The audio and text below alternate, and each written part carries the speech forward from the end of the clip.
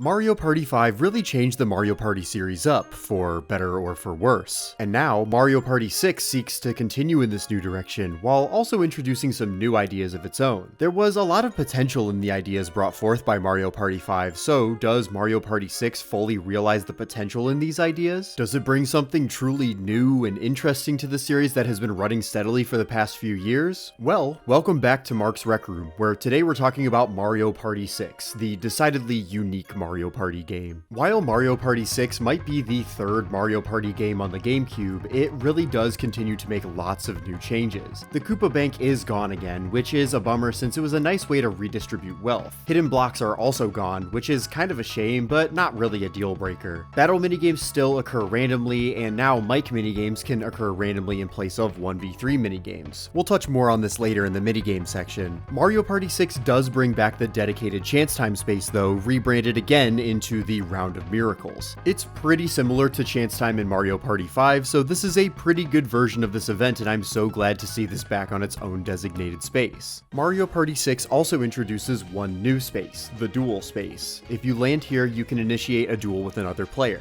I really like having this, since duels are arguably the most skill-intensive part of Mario Party, and wagering stars in a skill battle really helps to keep things tense, so offering more opportunities for duels to occur is great. Also, for the first time ever, Mario Party 6 changes the bonus stars that are given at the end of the game. The minigame star and happening star remain, but the coin star is replaced with the orb star, which is given to the player who uses the most orbs throughout the game. I personally think that this change is really good. The coin star was a little too close to the minigame star for my liking. If somebody is winning lots of minigames, they're getting more coins than everyone else, and it's pretty likely that they will win both bonus stars. While the player with the most money will likely be able to purchase and use the most orbs, this does incentivize players to throw more orbs onto the board and purchase more items, which makes for more interesting board gameplay. Mario Party 6 also introduced an innovative yet familiar central mechanic for all of its boards. Interestingly, Mario Party 6 reintroduces the day and night mechanic from Mario Party 2's Horror Land, but actually takes it one step further. This mechanic is implemented onto each board in its own unique way,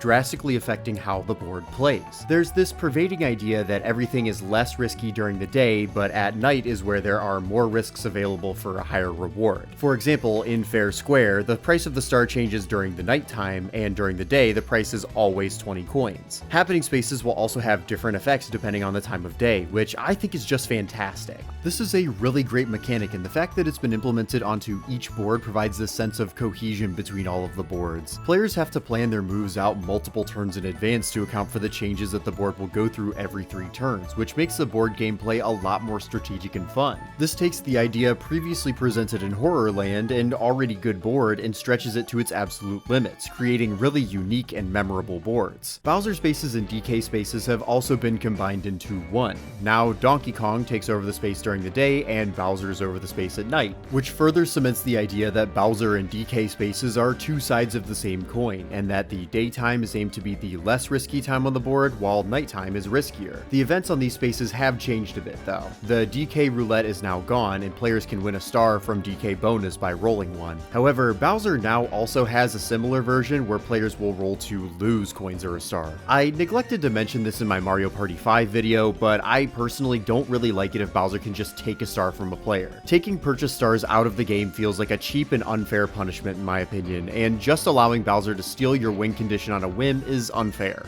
Wagering stars in events like duels is fine though, because this is something that players can initiate intentionally, but I just personally think that it's bad when a star gets taken out of the game by luck. Another change to the Bowser space is that the Bowser Revolution no longer occurs here. Instead, it's one of the potential options in the Last 5 Turns event. Mario Party 6's Last 5 Turns event is also changed from the previous entries. In Mario Parties 4 and 5, the Last 5 Turns mechanic would often change the board for all players, like turning all red spaces into Reversal of Fortune spaces or adding additional star spawns. Mario Party 6 changed this event to focus more on helping the player in last place more explicitly. It is still an option to triple red and blue spaces, but the player in last place can also receive 40 coins or 5 orb spaces, or initiate a Bowser Revolution. I like what Mario Party 6 is getting at here, but honestly, I think I preferred it when the Last 5 Turns event was more impactful for all players. It doesn't need to be excessive like the capsule event from Mario Party 5, but even simple events like red spaces getting turned into chance time spaces would be more interesting. I see what Mario Party 6 is going going for, but I just wish that this event would be more interesting for everybody.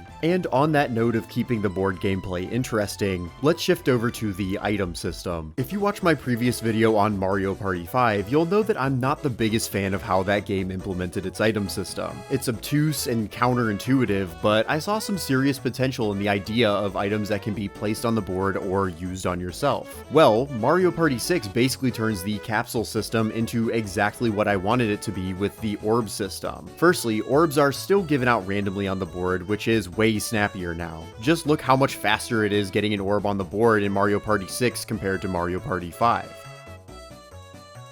That's not all though, because item shops are back. Finally, we can buy orbs with coins and they're free to use, which is so great to see. As a little joke at Mario Party 5's expense, orbs now actually give you coins sometimes when you use them, instead of forcing you to pay to use them. Item shops do only have 3 for sale at one time, and they can repeat, which is kind of weird since the store could only have 1 item in stock, but whatever. I'm just happy to see this return. By giving players the opportunity to purchase the orbs that they want, Mario Party 6 gives more value to coins and items than the capsule system did, which makes the game much more strategic and allows players to make more meaningful decisions. Mario Party 6 really understands that items are a huge component of the fun in Mario Party, and by rewarding players for using items rather than punishing them, they have more opportunities to strategize and keep the game much more interesting. And this is also complemented by the way that orbs are implemented. The orb system is implemented in a much more efficient manner that really allows players to get the most out of its item system. Firstly, there are 22 different types of orbs in party mode, which is a decrease from the 28 capsules in Mario Party 5. That's fine by me, since Mario Party 5's capsule numbers felt a bit bloated since there were multiple capsules that did virtually the same thing. These capsules are grouped much better this time too. Green orbs are used on yourself, yellow orbs can be placed as a trap on a space, red orbs are placed as a roadblock on a space that takes effect when a player passes it, and blue orbs are passive items that protect you from stealing events. I way prefer this grouping over Mario Party 5's. This makes the distinction between items that are meant to be used on yourself and items that are meant to be thrown onto the board as a trap much clearer at a glance. While it was a really neat idea for Mario Party 5's items to be versatile enough that they could be used on the player or on a space, Mario Party 6's items have defined purposes that make them less versatile but do make them a lot more useful. One of the best changes here is that items that are thrown onto the spaces on the board directly benefit the player who throws them. When a player throws an orb onto a space or creates a roadblock, an icon with their picture will appear on that space. In team games, each team is represented by a sun or a moon. The user also cannot be affected by the events of that space, so the days of losing coins to your own hammer bro are gone. In Mario Party 6, you actually gain the coins that your opponents lose, which makes these items significantly more useful. I think that the roadblock items are a really cool addition too. The yellow orbs are good, but unfortunately in a standard 20-turn game, it's not super likely that you'll make a whole lot of return on investment if you purchase a yellow orb and then throw it onto a space. Yellow orbs become stronger during 50-turn games, but I do think that red orbs are generally stronger and players will likely gravitate towards them more. Each orb is also much more useful individually as well. I'm not going to go through each orb in this game since we'd frankly be here all day, but I really want to highlight one of my favorite items in the series, the Sluggish Shroom. The Sluggish Shroom slows the dice block down to a crawl, essentially allowing players to decide what number they want to roll. You do have to time it, just press A on the number before the one you want, but this item is fantastic simply because of how much control it gives players while not being broken.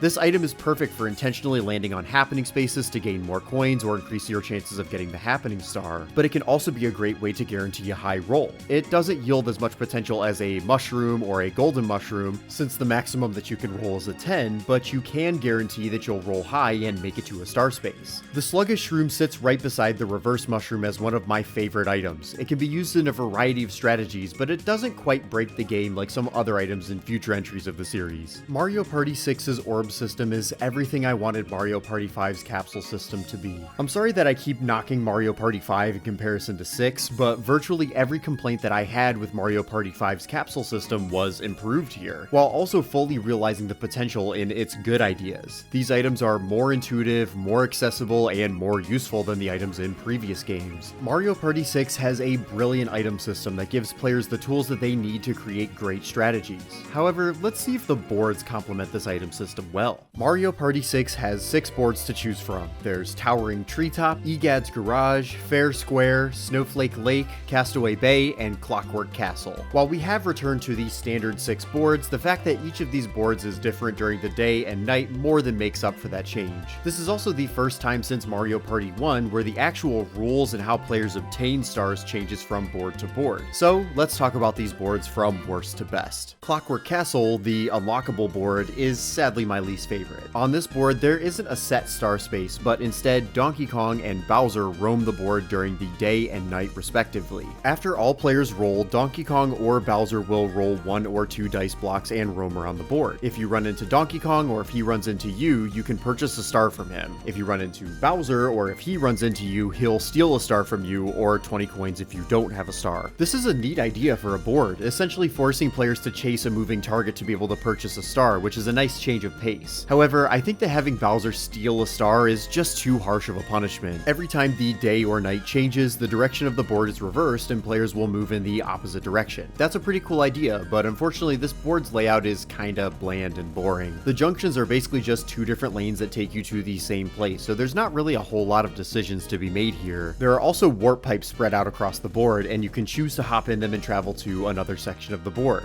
There are these happening spaces that will shuffle the warp pipes and where they will take you, which I really like. It gives players lots of opportunities to traverse the board quickly while also switching things up each time the pipes shift. Brighton and Twyla each have a happening space on the right and left of the board respectively and can give out either 20 coins or a star. This is an interesting and hectic event that is kind of hard to get, so I really like it. The happening space behind Brighton's temple will take you back to the start, and the happening space behind Twyla's ship will give you a fishing minigame where you can win an orb or potentially lose all of your orbs. There's a space at the top of the board that will allow you to change the time of day, which is really cool, and it's surprising that this is the only board with this mechanic. Clockwork Castle is a really unique board with a lot of interesting ideas, but I just don't care for its linear layout and the fact that Bowser can steal a star. Castaway Bay is just Mario's Rainbow Castle from Mario Party 1, but better. Similarly to that board, Castaway Bay is a linear board with a fixed star spot that can be occupied by either Donkey Kong or Bowser. If you approach the end while Donkey Kong is docked, he'll sell you a star for 20 coins. If you approach the end while Bowser is docked, he'll steal a star from you or 20 coins if you don't have one. In Mario's Rainbow Castle, Bowser stole 40 coins from players regardless of whether they had a star or not. I really wish it would have been kept to this punishment rather than having Bowser steal stars, but it is what it is. However, Castaway Bay makes a lot of improvements to the groundwork that Mario's Rainbow Castle set. There are happening spaces all around the board that will swap Bowser and DK just like Mario's Rainbow Castle, but now there are also other events on the board that will allow you to move more quickly or less quickly across the board. At the top of the board there is Rowdy Rafting, where a player can pay 10 coins to ride a raft and hop off a few spaces away from the dock. However, Bowser will shoot at the player, and if he hits them, they stop at their destination and lose 5 coins. If he misses, the player can continue with their turn. I really like this mechanic since it provides more value to coins for your placement and offsets the need to just roll high. This is also one of 2 boards in this game to actually have the Boo Hut, even though it's only active at night. There's also Coin Catch, where players can catch coins in this shrine towards the end of the board. During the day, this shrine is a mushroom and can grant the player an orb or coins, but at night, the mushroom is replaced by the Goomba Spirit, which will exchange places with players on the board. Castaway Bay is a pretty good improvement over Mario's Rainbow Castle, but it's still very linear, doesn't have a whole lot of opportunities for decisions, and doesn't really use the day and night mechanic all that much, which ultimately brings it down for me. Towering Treetop is your standard everyday Mario Party board. This board features the standard star hunting and has a really nice, easy to understand layout. These flower paths on the far left and right of the board will change to either longer or shorter routes depending on the time of day, which ultimately doesn't really make too much of a difference other than the fact that 2 of the orb spaces are behind these paths. This board is the only other board to have Pink Boo active at night to steal coins or stars from another player, which is a good addition.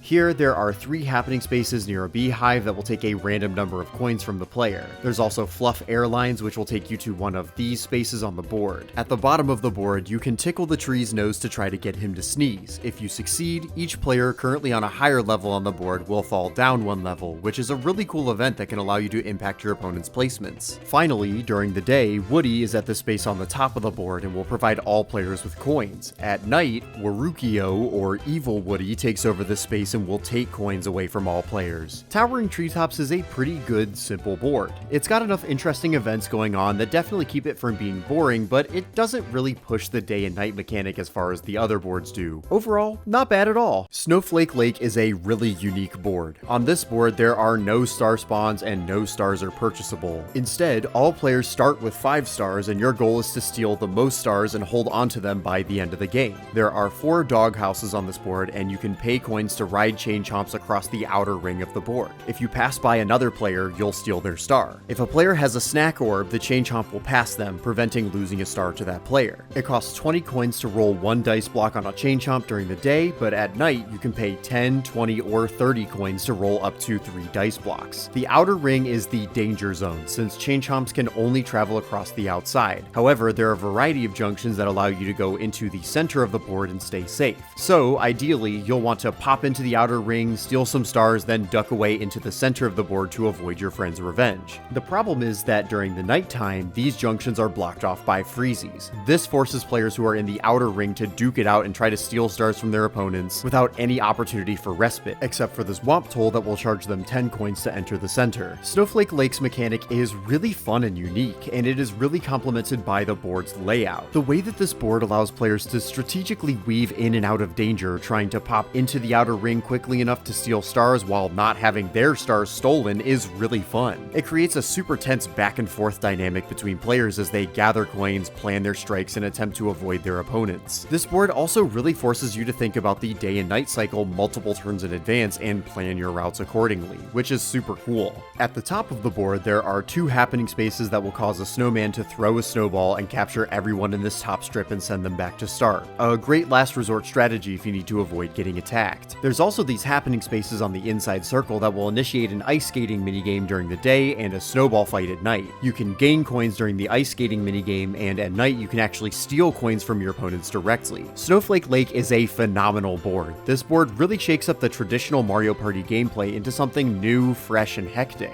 The board does have some long stretches without junctions, although this is an intentional choice and helps to make the board what it is. Snowflake Lake is a really smart board that implements a really fun new idea in a great way. Egad's Garage is a really good standard Mario Party board. This center platform rotates clockwise with each change in the time of day, changing the flow of the board in a really interesting way. There are 3 teleporters on the board that will take you across the map in a predetermined pattern, making it really easy to teleport across the map and nab a star. During the day, this machine is the Shuffleotron, and players can place all of their orbs into the machine and turn them into different ones. At night, it is rebranded into the Orb Morpher and will give players coins for their orbs. This mechanic is great because it's all or nothing, so you really have to ponder the risk and reward before giving your orbs to these machines. There are these conveyor belts that will place you here if activated and might give you some coins while you're at it. There's the Calamity Launcher, where you can pay a pretty inflated price to have character spaces placed on the board randomly for you. And finally, there's the suckage apparatus. What? This will take money from all other players depending on how well they mash. This board has a ton of different interesting happening spaces, and even though its layout and mechanics are a bit simple, I really enjoy it. I love all of the different predictable yet fun events here that keep the game fresh, and honestly, the weakest part of Egad's Garage is the somewhat repetitive music.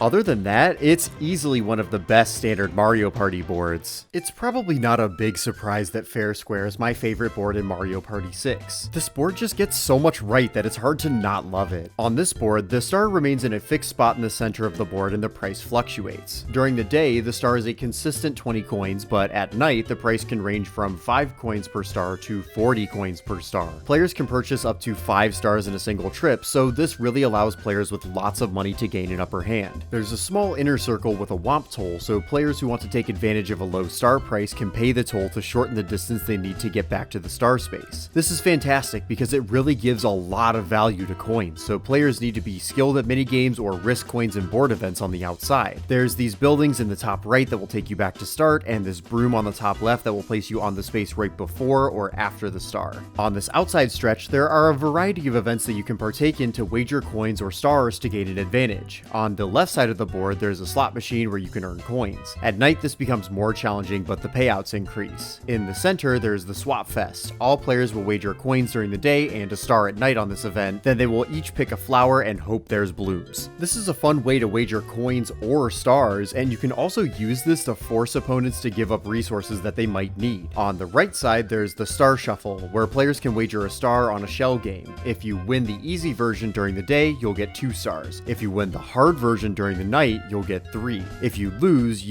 the star that you wagered. I know I've been kind of harping on Bowser stealing stars in this video, but here I think that this instance of stars leaving the economy is okay. Since players actively choose to wager stars here, I think it's okay and a fitting punishment for the star to be taken if they lose. The key here is that the player is knowingly gambling their star in an event that they initiated, not randomly losing it to a bad roll. Fair Square is a brilliant board in a number of ways. Its central mechanic lends itself well to big brain strategies both in free-for-all and in doubles, where players will try to bet and gain as many coins as possible and cash in at the best time. Even though the bottom of the board is a bit plain, I think that this is one of the best boards that the series has to offer. Mario Party 6 has really good boards in my opinion. We do have Castaway Bay and Clockwork Castle, which aren't terrible but are just kind of underwhelming, but the remaining 4 boards are really great. It is disappointing that only 2 boards have the Boo Hut, but since this game has placed a higher emphasis on duels, I think it's okay. There is a noticeable increase in fun spaces too, so Mario Party 6 really can have its cake and eat it too, with the orb system customization and interesting spaces on the boards by default.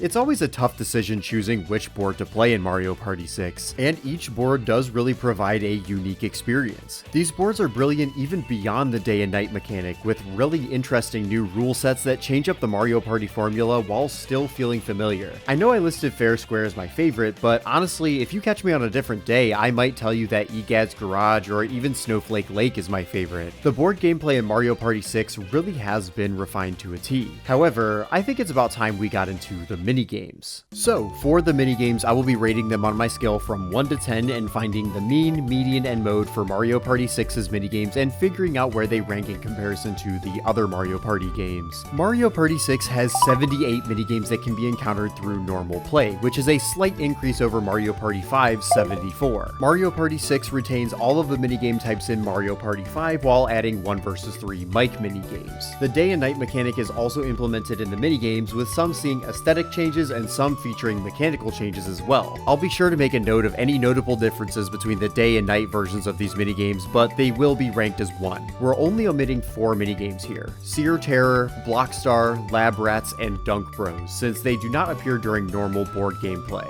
Without further ado, here are the rankings for Mario Party 6's minigames. Smash Dance is a good minigame where you need to try to smash these glowing panels before your opponents. Odd Card Out has a lot of the same problems as MPIQ from Mario Party 3. It's a good idea for a reaction and identification minigame, but it rewards mashing too much and can drag on for forever. Freeze Frame is surprisingly boring. You get one chance to snap a photo and it's over so quickly and inconsequentially. What Goes Up is basically a better version of Leaf Leap. Climb and platform as high as you can during the day, which is already insanely fun, but at night your goal is to fall down as quickly as possible, which is a neat twist on the idea. Granite Getaway is fun, but it's too easy for everyone to win. Circuit Maximus is a fun pathing minigame that doesn't overstay its welcome. Catch You Letter is a fun and frantic game, but the Shy Guy is so unpredictable it can get a bit obnoxious. Snow World is a brilliant minigame that uses the GameCube controller layout well. You'll press A, B, Y, and X in that order repeatedly to rack up a high score. This one has a high skill ceiling and it is super fun. It's up there with the greats. Daft Rafts is basically a better version of Platform Peril. Tricky Tires is unique, but just kind of boring and slow. Treasure Trawlers is a slow, boring luck minigame that goes on for far too long. Memory Lane is way too easy. Motown is Mowing the Grass. I promise that it's a lot more fun than it sounds. Cannonball Fun? I don't know about that. Note to Self is a fun, unique minigame where you bounce on these notes and your opponents to gain points. Same as Lame involves really great mind games with your opponents, but it can go on for a while. Lift Leapers is a really fun platforming minigame. Blooper Scooper is a pretty alright minigame that looks insanely good for some reason. Trapeze Artist just feels like luck. Either Goomba Goombas walk under your cage or they don't.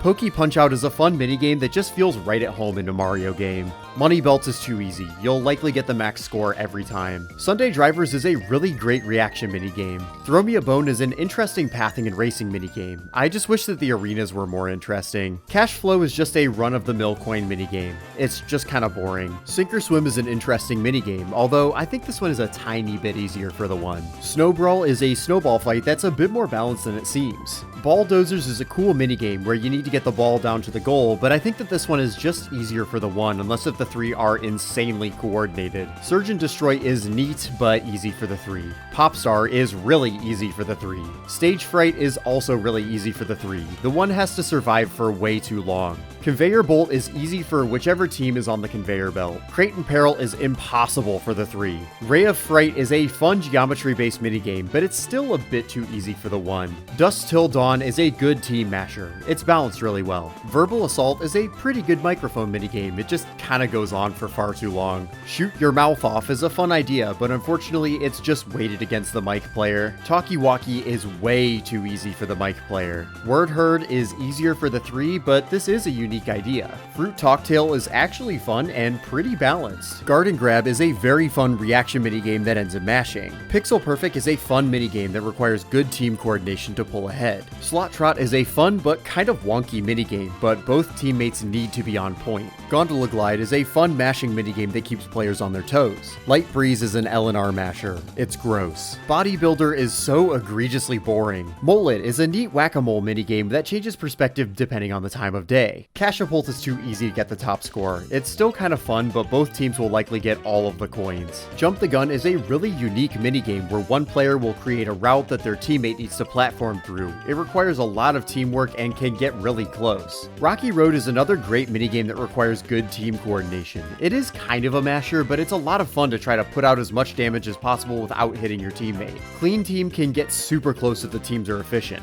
This one's great. Burn Style is a tense jump rope minigame. Hyper Sniper is a good rootin' tootin' shootin' minigame. Insectoride is horribly unbalanced. If you choose the grasshopper, you win. Stamp by Me is a great reaction minigame that really requires you to focus. Rasslin' Rapids goes on for so long and the raft is so huge, it's very possible that you draw on this one. Strawberry Short Fuse is a really great memory minigame that can get really tense. Control Stick is a phenomenal Simon Says minigame that utilizes both control sticks and gets insanely fast. This one is so much fun. Light Up My Night is kinda boring and you can get bad luck with the candle spawns. Cog Jog is a great platforming minigame that provides big rewards for taking risks, but also punishes you for falling. Black Hole Boogie is a very vanilla mashing minigame. Full Tilt is a pretty decent but forgettable platforming minigame. Sumo of Dumo takes the controls of tricky tires and puts them in a more interesting minigame. It's pretty good. Ozone is fun, but the pattern is a bit too easy to memorize. Pitfall is a luck minigame that I enjoy simply for its presentation. Other than that, it's pretty much just get a rope from Mario Party 5. Mass Meteor is terrible. It's egregiously boring and controls like garbage. Also, when you tie with an opponent, it picks a winner in a really inconsistent manner. Lunatics is a great minigame where you play chicken with your opponent to see who can land closest to 0. T-5 is a really competitive minigame where you need to time your ground pounds. Aster Road Rage is a pretty decent minigame where you're trying to change lanes on your morning commute. Booed Off the Stage is a fun and simple minigame where you avoid hazards. Bonanza is a good herding minigame. Trick or Tree is a kind of bland luck minigame that kind of masquerades as a shell game. Something's Amiss doesn't quite work right. The controller rumbles are virtually worthless since it'll only rumble when you're standing right on top of it. Instead, you have to go by where the trees are staring, which just isn't very fun. Tally Me Banana is a pretty fun minigame where you need to bounce on these barrels. Banana Shake is weird. The hammers fall so fast that it's really tough to dodge them, especially since they have some yellow in their handles. With some practice, you can get this and get better at recognizing the pink in the hammers, but I really wish that the hammers were a different color to make reacting to them a bit easier. Other than that, this minigame's okay, just kinda whatever. Peer Factor is a passable minigame where you follow the track and choose the barrel that you think will get the most bananas. Pit Boss is a decent run from the hazards minigame in a stuffy little arena, which I think adds to the intensity.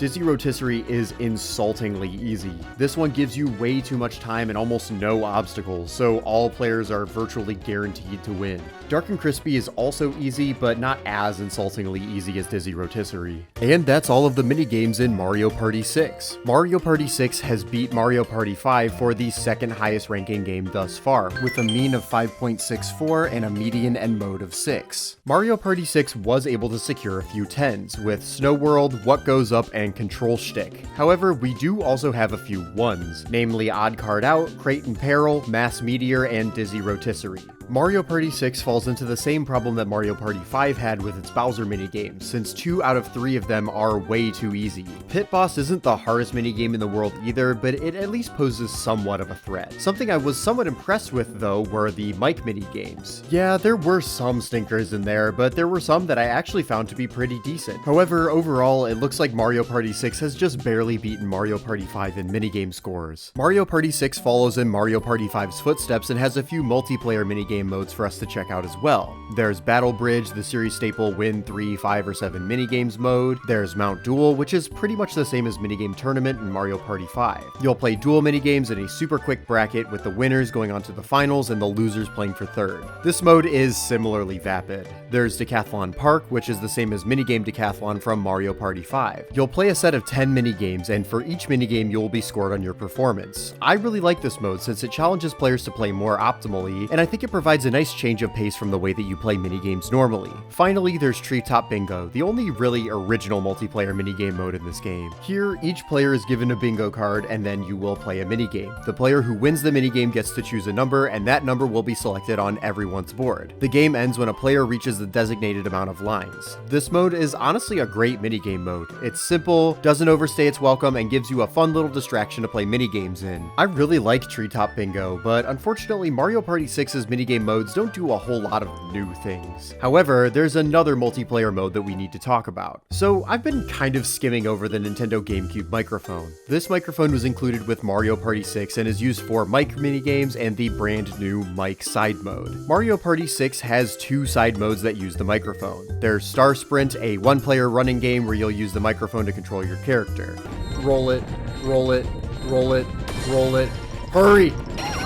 Clearly, this was only possible thanks to this new technology. However, the mode that I want to talk about is Speak Up. Speak Up is a game show for up to 4 players that requires that players pass the microphone around, but they do also need their own controller. There are 5 different types of questions on this Jeopardy-style board, and your goal is to answer the question correctly into the microphone. If the answering player gets the question wrong, an opponent can buzz in on their controller and steal the points by answering the question correctly. The questions are worth a certain amount of points based on their difficulty, and as the timer counts down, the answer becomes a bit more obvious on some questions, but it becomes worth fewer points. There's Picture Quiz, where you'll need to identify a character, Counting Quiz, which is just counting a certain number of objects, Memory Quiz, where you'll need to remember some details on a walk or what characters are hiding, Comparison Quiz, which is just mostly figuring out which side has more of something, and Variety Quiz, which is pretty much just the picture quiz with different puzzles. You'll start with the easiest question in each category, and once that question is answered, the next player can choose the more difficult question in that category. Personally, I wish that you were able to select any question from any category like in Jeopardy, but it is what it is. There are also items that can appear on these panels when you select your question. The Mushroom and Super Mushroom panels will give you double and triple the normal amount of points if you get the question right. The Flower panel makes the question easier, and the Star panel gives you a second chance if you get the question wrong. After 3 rounds, Twyla and Brighton will announce the current standings, and Bowser has a chance to crash the party. If he does, he'll introduce a new set of panels to the game. The Bob-omb panel will make the question harder, the Cursed Mushroom panel will make the points deplete much faster, the Warp Pipe panel will allow the player to steal the acquired points from another player, and the Shadow Star panel will initiate a luck question where Bowser asks the player what he wants to eat. At the end, the points will be tallied and the player with the most points is the winner. I really did not expect to enjoy this mode as much as I did, honestly. Some of these questions can get tough, like actually tough. Oh, what? You couldn't tell immediately that this is Yoshi? Better figure it out quickly or you'll miss out on points. While I would change some small things about the order that you choose questions in and maybe vary these questions a little bit more, I think that this is a fun little mode. It only has one major flaw in my opinion, and that's the give me a hint function. If you say give me a hint into the microphone, the game will virtually reveal the answer to you for a lot of these questions, which completely removes all of the challenge with no punishment. If you can get a group of friends together and you can all agree to not use this function, I actually think that this is a fun little side mode that's worth checking out. So, how does Mario Party 6 fare in terms of beginner friendliness? Mario Party 6 is a game with a lot of interesting mechanics in play at once. The orbs, the day and night mechanic, and different rule sets for different boards might sound a bit daunting for a new player, but honestly, I think that Mario Party 6 blends and teaches these mechanics very well. There are cutscenes that show everything that changes with the time of day, along with a really intuitive item system and a good minigame set. Personally, I'm going to give Mario Party 6 4.5 stars for beginner friendliness. I really do think that this is one of the best Mario parties to play with newcomers. If you're playing this game with series newcomers, I recommend trying out Egad's Garage, Towering Treetop, or Fair Square. It's tough to really say which board you should play first since they're all really unique and mostly pretty good, honestly, but Towering Treetop and Egad's Garage are fun and interesting standard Mario Party boards, while Fair Square is a fun take on the standard board rule set that will be easy to understand, even for players who have never touched a Mario Party game before. Mario Party 6 is a phenomenal party game. While it may not be perfect and does have some things that I would personally change, this game is an absolute success when it comes to creating a fun, consistently engaging party game that anyone can enjoy. This game has lots of innovation and great ideas that build off of the previous games in the series that really pushes Mario Party in a new, interesting direction. It's likely no surprise that Mario Party 6 is now number 1 in my series ranking thus far. While there are some things about Mario Party 3 that I think are brilliant, like its item system and action time, Mario Party 6 is stronger as a cohesive package, and is a brilliant example of just how good Mario Party can be. On the next episode of Mark's Rec Room, we'll be talking about Mario Party 7, the final Mario Party game on the GameCube, but a game with a lot of potential to push the series even further. However, before we get to that, we might need to take a detour to a small handheld entry. Thanks so much for watching, I really appreciate it, and I hope that you have a great rest of your day.